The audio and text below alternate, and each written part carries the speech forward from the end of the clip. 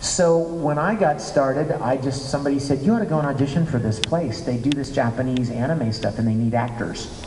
And so I went and auditioned and I got cast. And it was quite, it was quite out of the blue. I never expected it or planned for it.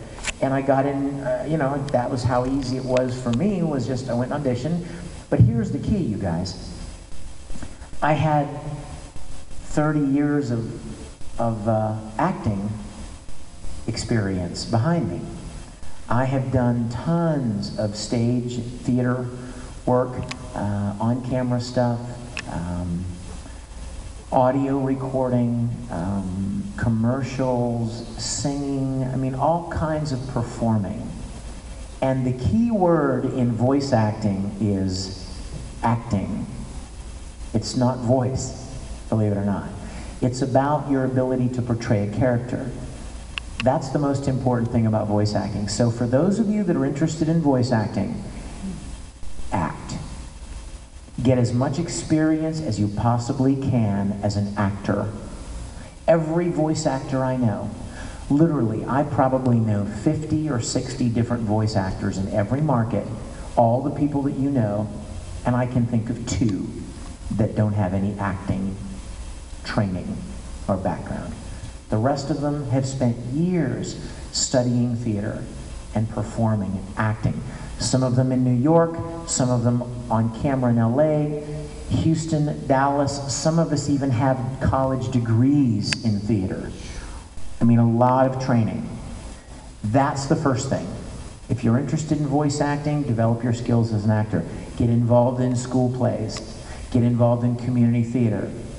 Get involved in church programs. Get involved in anything you can to develop your skills as an actor. The second thing is simply, gotta be where the work is. As crazy as it may seem, that, if you want to work at Disney, you can't live in Cincinnati. You know what I mean? If you want to break into the country music scene, you can't live in Montana. Gotta be in Nashville. You gotta be where that stuff happens.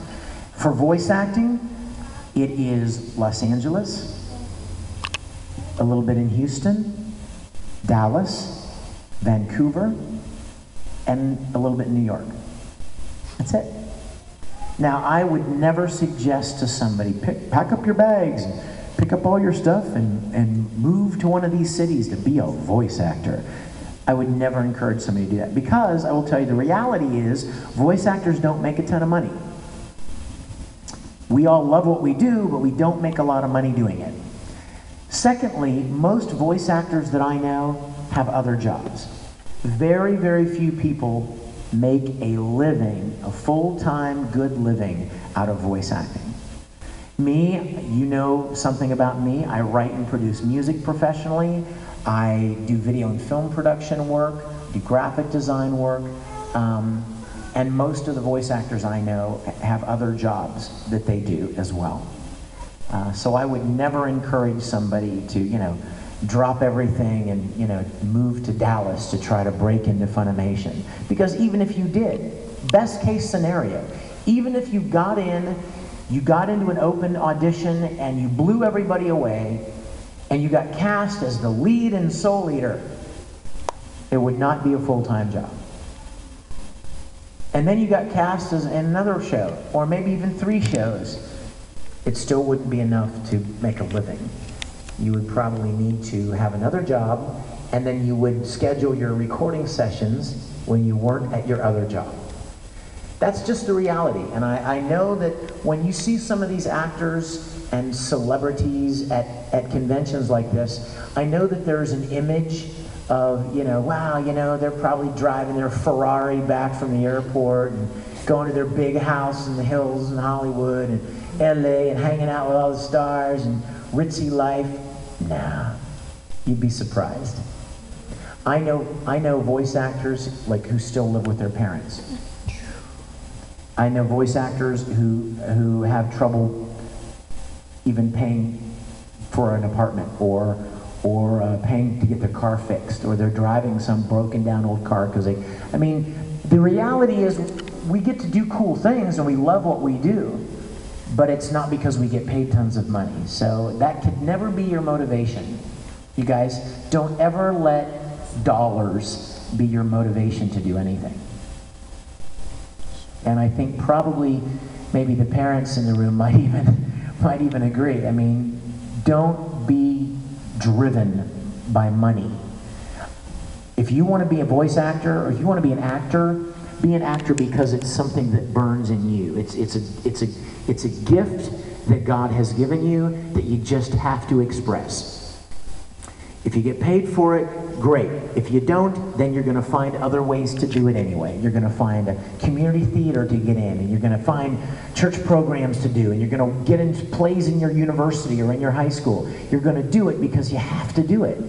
Because it's a burning desire in you, not because somebody's going to offer you a lot of money to do it. Yes? Absolutely not. It's never too late to start. And you know why? Because they're all different kinds of characters in anime and animated series. They're old guys and teeny young girls and middle-aged women and crotchety old men and crotchety old women and aliens and weird creatures. And I mean, there are tons of, there's every different kind of character in anime. So, you know, if I go in to read for a role that's like a really old guy, chances are I won't get it, because even if I would try to do my best old guy voice, why not just get an old guy? Why not just hire somebody who's actually 75 years old to come in and do the role? Because then he doesn't have, you know, doesn't have to fake it. He's the real deal. That's why they cast Aaron to play Alphonse Elric. They could have cast a girl. That's what the Japanese do. They usually cast a girl as a young boy. But here they had this kid. Here they had this 12-year-old kid who was a good little actor. He'd been in some shows with Funimation, and he didn't have to sound like a little kid. He was a little kid. He was a little boy, and did a great job with that character, because there's no faking that. He actually was that age, but he was able to act as well. So, who has not asked a question yet? Yes.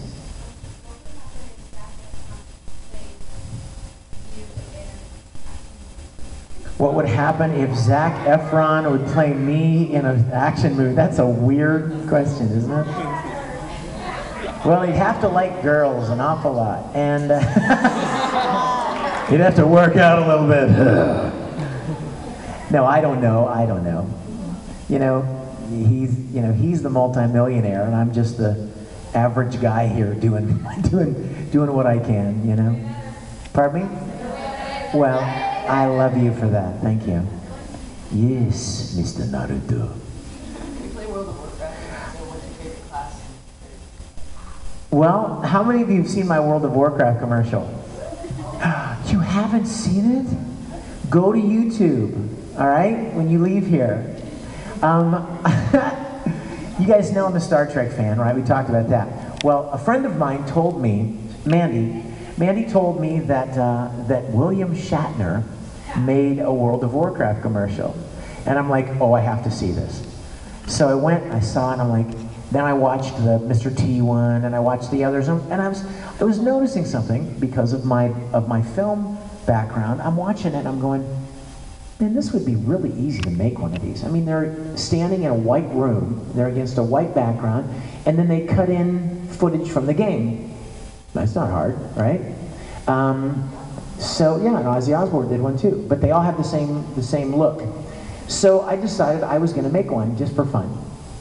So I made this one, and it's on the internet now, and a lot of people are like, oh my gosh, it's so cool that you play World of Warcraft, and you're a warlock, and I'm like, I don't play. I'm so sorry. I've never played World of Warcraft. I just thought it would be fun to make the commercial. Sorry. Yes, ma'am. Okay.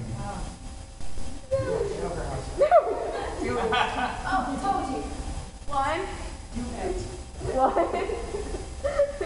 If you could choose any anime character from any show at all to play, who would you choose?